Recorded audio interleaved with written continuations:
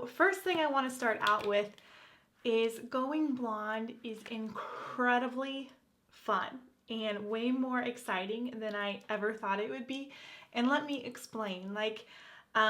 Especially if you start out as dark haired as I was. I had like blue, black, long hair, and then now I'm obviously a lot lighter.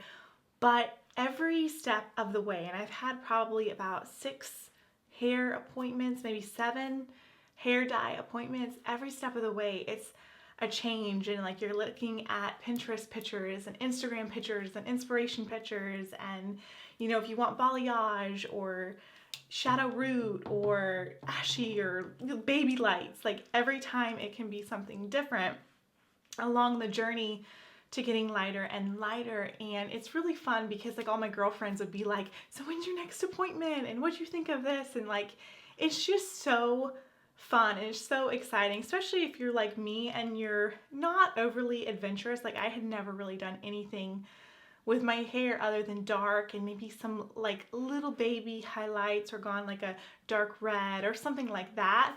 For me, going blonde was like I had like a leather jacket and I had like a motorcycle and I'm like going to Timbuktu, like just like really crazy for me. So I have loved the whole journey of going blonde. So no, first of all, it's incredibly fun, and yes.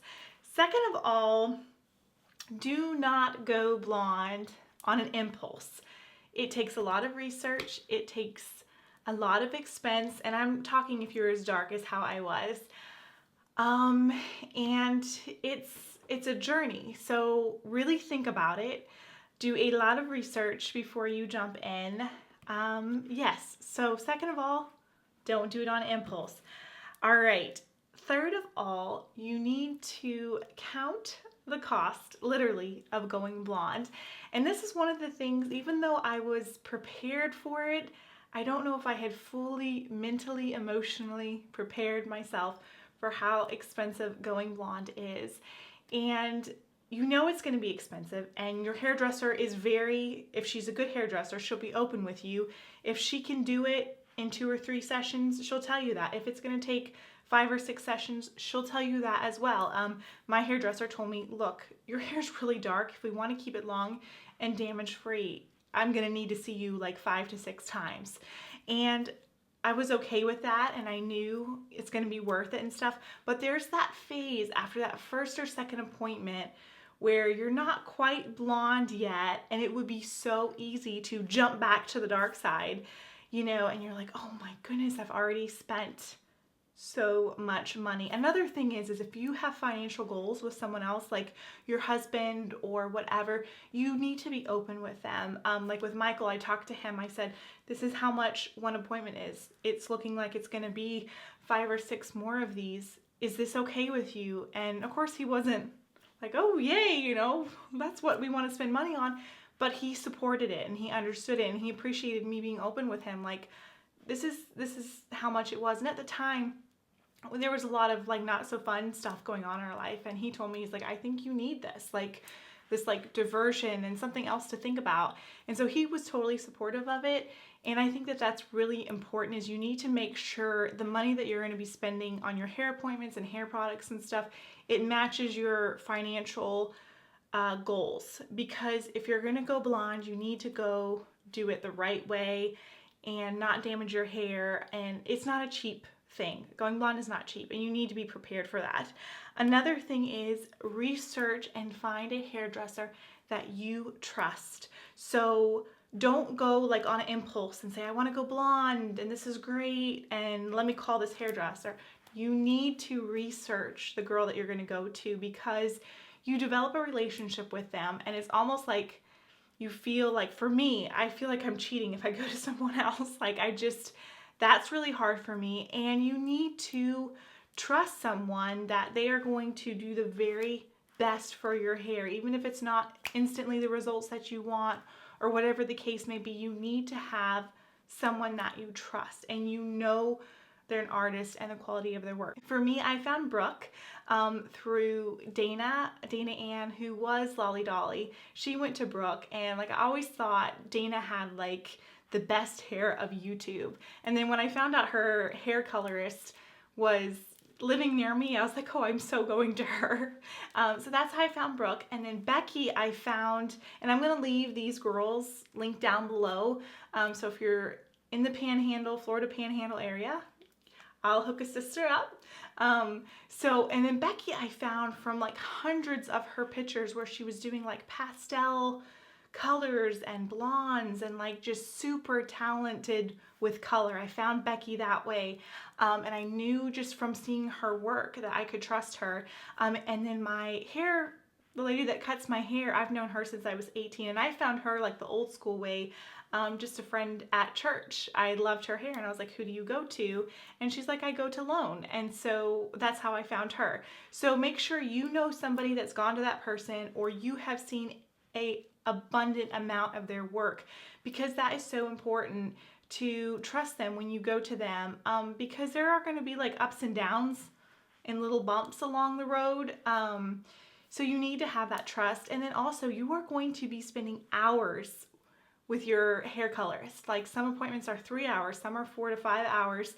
And you kind of develop friendships with them. So you want to make sure it's a personality that you mesh with well. And that's not the most important thing, but it helps for sure. I love all the ladies that I go to, girls that I go to. I love them. So that is definitely number 4. Number 5 is you need to invest in good hair products. And I have a whole video on my favorite blonde hair products, but you need to be prepared that you can't, you could if you wanted to, but you may not need to be going and spending $4 or $5 on your shampoo and conditioner anymore. You may need to be investing in a lot more for your hair products, especially if you have long blonde hair. So be prepared to spend a lot of time researching hair products and spending more for your hair products. So that is something else that you need to know before you go blonde. Another thing that you need to know, which is the 6th thing, is that people do perceive you differently as a blonde. For me, it's actually been a very positive experience. I'm in the South, obviously, and there's a lot of blondes in the South, and I have found that people view me so much more approachable. Like men and women and everybody just views me as more approachable, which is really interesting. And I asked Michael, I was like, did I seem really like mysterious and foreboding with my black hair and my white skin and my blue eyes? Like, did I seem like intense or something? Like, I don't know. And of course he was smart enough to say, oh no, babe, But yeah, I have found it very positive being blonde, for the most part, for sure. Let's see here. What's the next thing? Number 7 is be prepared to have to learn how to work with a different color palette. And what I mean by that is makeup, like with being really like high contrast with the black hair and stuff like that, I could wear really strong makeup, a lot stronger, and it didn't look as dramatic as what it is now. Like if I do the same makeup now as I did with really dark hair, it seems so much more intense, if that makes any sense. Like I find now that like nude lips look better on me, whereas when I had black hair, like darker colors looked good on me, just in my personal opinion. Another thing that I have found is that I want a warmer skin tone, and I know I am fair, but I was actually a lot fairer than I am now, and I can prove it by my foundations. Like I used to be like the lightest shade in foundation, and now I'm more of like a light beige. I'm still in the light range when I don't sunless tan. And that's another thing, I want to sunless tan so much more now that I'm blonde, because I feel like it just looks better. So that's something to think about too, is you're gonna have to rethink your whole color palette and color choices. So that is something else to know before you go blonde. And number 8, this is something I wasn't really expecting, but there have been times, this is something you need to know, where I have seen a photo or walked by the mirror and done a double take, like not recognizing myself as a blonde. Because I mean, you know that you are a blonde and you've seen it, but there's just some times where I think you, especially if you've been a brunette or dark hair your whole life, you do kind of a double take, like, oh, whoa, like I'm blonde. Like, so that's something that's really interesting that happens. Another thing is, of course, be prepared for a lot more maintenance in your hair. Your hair is going to be more fragile. It's going to be more dry. It is going to be more damaged.